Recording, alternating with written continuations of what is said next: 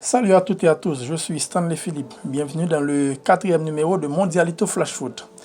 Situation toujours floue pour Benzema et Varane. À 3 jours du premier match de l'équipe de France dans cette Coupe du Monde au Qatar, l'incertitude demeure au sujet de Karim Benzema et Raphaël Varane. Les deux joueurs sont toujours convalescents et n'ont pas rejoint le groupe jusqu'à maintenant pour participer à la séance collective. Forcément, des doutes apparaissent alors que les Bleus affronteront l'Australie mardi pour ouvrir cette campagne 2022.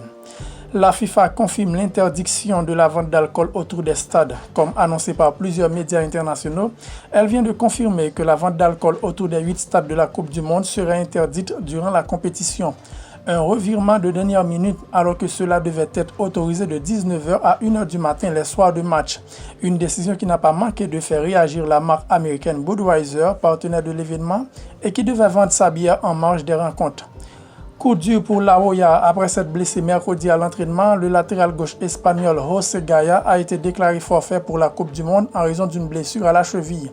Il ne s'agit que d'une petite entorse, mais il aura besoin de 10 jours de récupération et le coach Luis Enrique a décidé qu'il préférait remplacer le joueur plutôt que de le garder avec la sélection.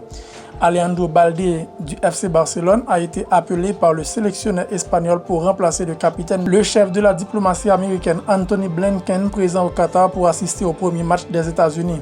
Le secrétaire d'État américain se trouvera dans les tribunes lors du premier match de la sélection étoilée contre le pays de Galles ce lundi. Qui pour le concert de la cérémonie d'ouverture? Y aura-t-il des stars de musique à Doha?